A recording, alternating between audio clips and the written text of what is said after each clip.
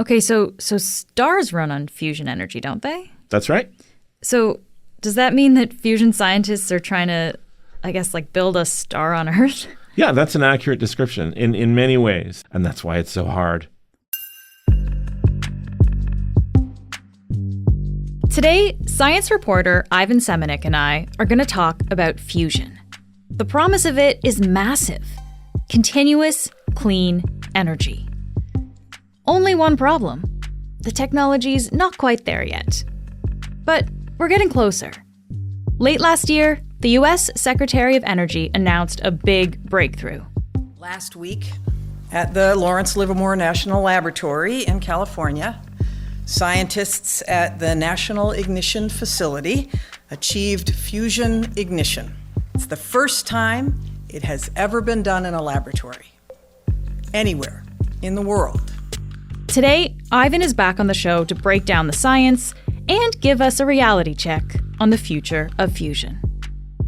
I'm Menaka Raman-Welms, and this is The Decibel from the Globe and Mail.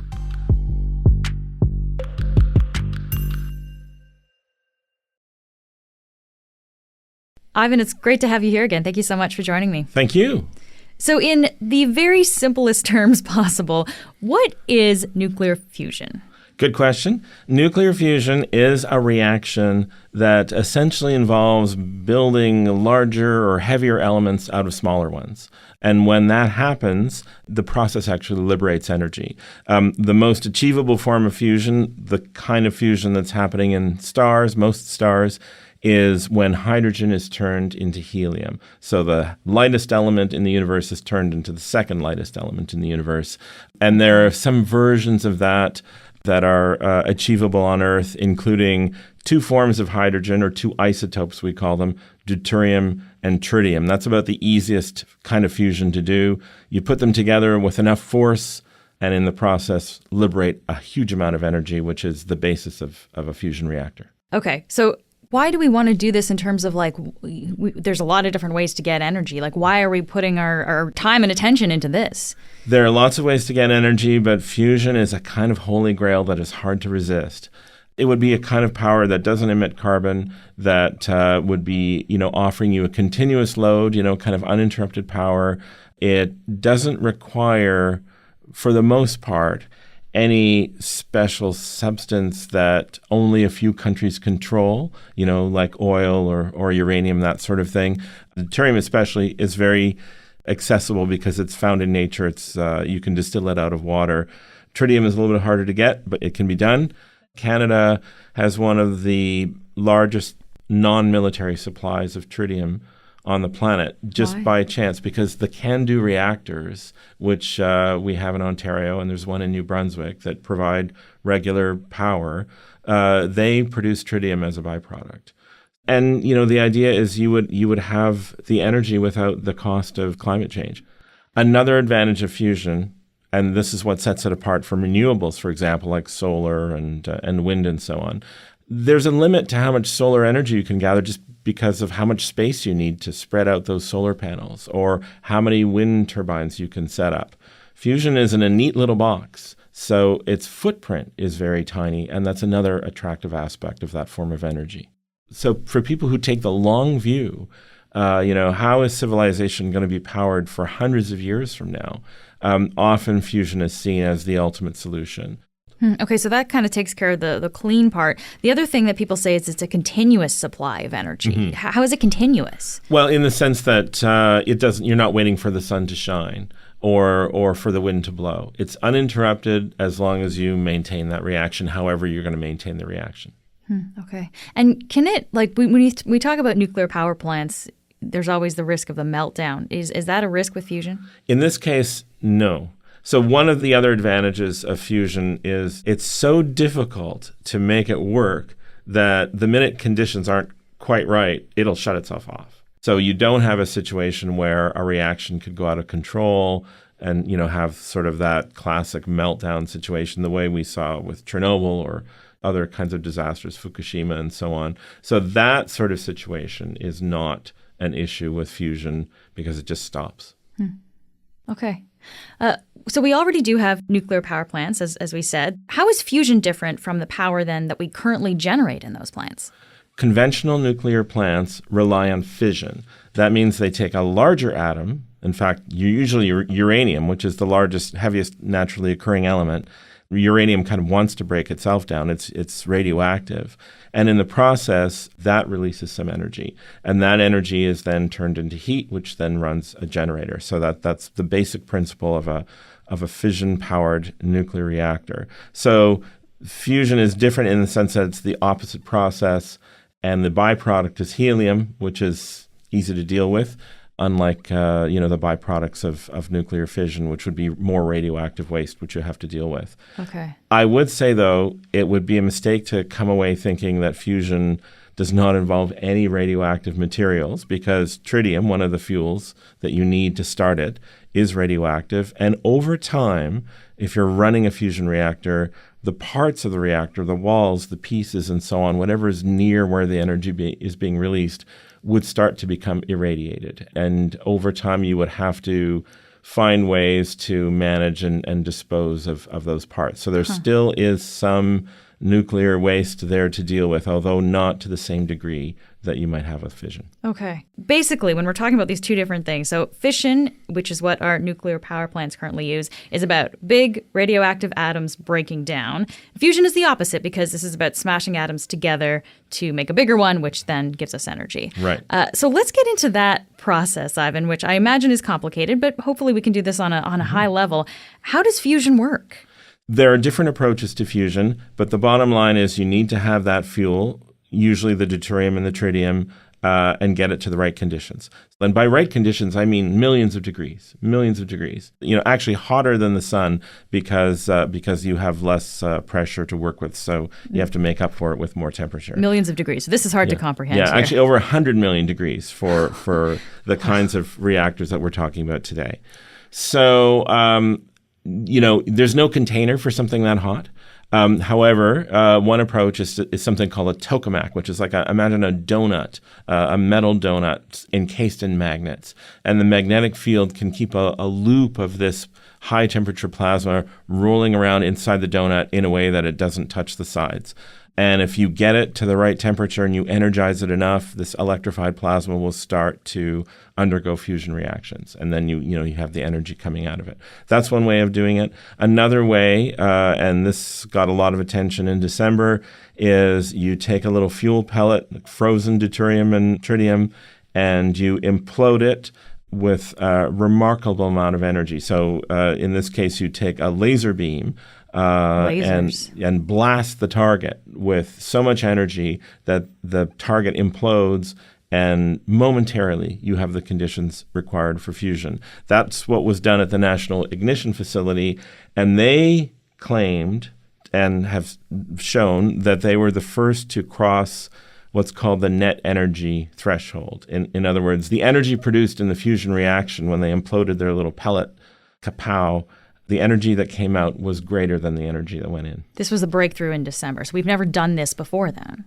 It was. That has never happened before. So that is remarkable. But what, of course, is maybe not as widely known is that even though it produced more energy than it absorbed from the laser, it still took quite a bit more energy than that to run the laser.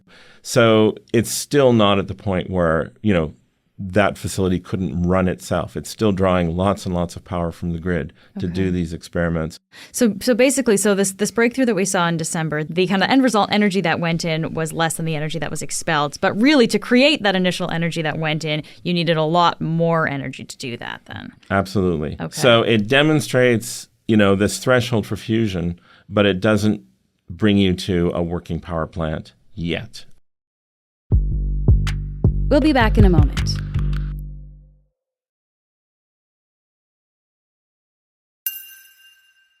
Okay, so once we've got the energy that has been created, so these atoms have collided, they've created a bigger atom, there's energy expelled there. How do you actually capture that energy that's released? So what happens is most of the energy is streaming out in the form of neutrons. So these are, you've got the helium as a byproduct, but also the neutrons. The neutrons are moving very fast. They're carrying away most of the energy just in the form of their movement. Imagine there's a collision of a bunch of things and you just see a small little piece of shrapnel flying off at high speed. That's the neutron. That neutron then collides with something else. It imparts its energy by transferring it in a collision with something else that creates heat. And as the heat spreads out, you can harness that heat. A lot of fusion reactors also, the plan is to have another built-in step where those neutrons, as they're streaming out, collide with lithium, another element.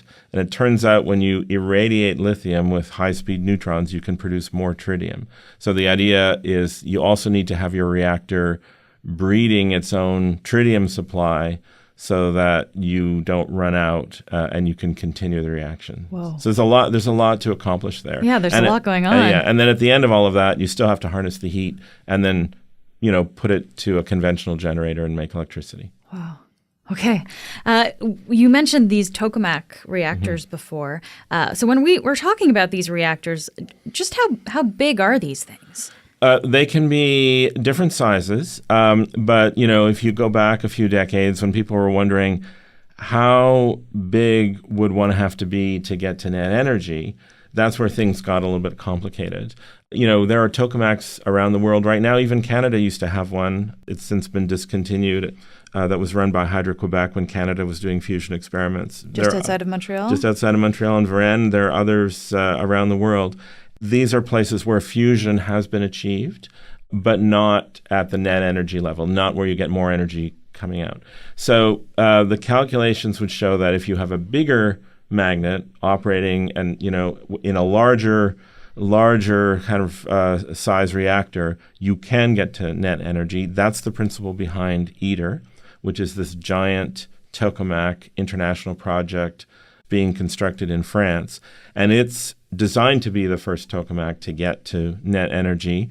I think the thing that really impresses you is the size of it. This is the kind of thing that almost looks like the size of an airport terminal. It won't be until later this decade that there's plasma running through the machine, and not until the 2030s where they're really trying to get to net energy, where they're doing fusion with tritium. So that's exactly what has motivated private companies to look for alternate solutions. And so are we seeing those private companies popping up now? We are. Of course, the motivation has always been there, especially as ITER started to slow down or as more things got complicated and kind of pushed the timelines further and pushed the cost up. Increasingly, people who are looking for fusion as a real energy solution would be thinking, there's got to be a better way. There's got to be another way. And one of the most promising of all, I would say, is something that's just emerged kind of in the last 5 years or so with this company, Commonwealth Fusion Systems, which is actually a spinoff from a class, like a graduate class at MIT, where the professor, Dennis White, who's a transplanted Canadian, he realized that a new kind of material for making magnets was likely to become easier to get a hold of. So that led to some very interesting designs. And sure enough, by the time they were ready to start testing those designs, high-temperature superconducting materials were becoming very available in a very handy way. So what they did was around 2021, they debuted their first magnet and showed that they could produce a higher magnetic field than had ever been done anywhere on Earth. That's fascinating. So he's actually they ended up kind of working into the future with stuff they didn't actually have available yet, but down the road they did. Down the road they did. So the material appeared, the magnet was made, and now they could say, okay, so this is a magnet at the strength you would need at ITER, but it's much smaller. So now you could scale down the entire plan. Instead of having a building the size of an airport terminal, we need something that's like a high school gym. That's a big difference. And now it starts to seem like maybe that's economically practical. This is really interesting. So there's stuff currently happening right now to try to move this sector forward. I wonder, is Canada active in this sector at all, Ivan? I know you mentioned that the fusion program in Canada was discontinued in the 90s, but is there anything that's, I guess, picked up since then? There's lots happening in Canada. Of course, it's amazing how many, if you look around in the fusion community, it's amazing how many Canadians you find wherever they are in the world. You know, one Canadian who's passed away now, Norm Rostoker, was based in California, had a different idea for how you could kind of create a plasma that generated its own magnetic field in a self-contained way, almost like blowing a smoke ring inside this chamber. This sounds like something out of Star Trek. Oh, yeah, there are all these ideas. In Canada, there's a company that has also been working on this for quite a while, actually 20 years now. General Fusion is a company based in Vancouver. The reactor they envision would have this kind of spinning vortex of liquid metal. So imagine hot liquid metal spinning around almost like in a can. And inside that, you can inject some plasma, which is already very hot, very energized. Okay. Then around the can, you've got these pistons, like literally like a piston in a car engine, that suddenly compress. They squeeze the metal squeezes the plasma, and for an instant you could have fusion, and then the whole cycle repeats. You can imagine this chunking along, these pistons going, and you might have this kind of almost like a car engine version of fusion. So lots of players are jumping in with their own ideas, and it's not quite clear yet who will really get there first, and if someone can get to a place where it looks like practical energy. So we know that fusion is possible. We're still working on scaling it up so that it can be a viable source of energy for our electrical needs. But Ivan, I want to ask you about the timeline here, because when we talk about actually moving over from non-renewable energy sources, right? Canada has some pretty ambitious goals when it comes to reducing our fossil fuels, lowering our carbon emissions. We want to get to net zero by 2050. Could fusion help us reach our climate goals? Could fusion do the trick? I'm really glad you asked this, because certainly because there's been so much excitement lately, it's often presented in light of, here's a world challenge to get off carbon. Here seems to be a ready-made solution. Is this going to just solve our problems? Will fusion be our escape hatch out of climate change, and then we just don't have to worry? We'll still have unlimited energy. It's unlikely that that's the way it's going to work. Maybe these first demonstration machines will start popping up as early as 2025 or a little bit later in this decade. Maybe there will even be working reactors in the 2030s. Maybe there will be working power plants in the 2040s. That would be incredibly exciting, optimistic, incredibly exciting. But even then, if you start and think, okay, how many of those power plants would you need to really make a dent in the energy demands that the world will have by the 2040s, as we approach 2050, it would take hundreds and hundreds of such power plants. By 2050, it won't yet be at a level that's really making a significant difference to our energy generation. What maybe the best way to think about fusion is that it could be the long-term solution that we really need to run civilization for centuries. Ivan, this was fascinating and complex, but also very, very cool. Thank you so much for taking the time to talk to me today. Thank you. More power to fusion.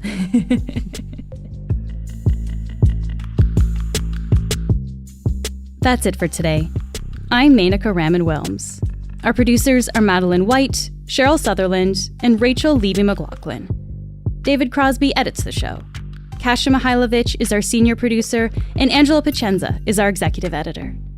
Thanks so much for listening, and I'll talk to you tomorrow.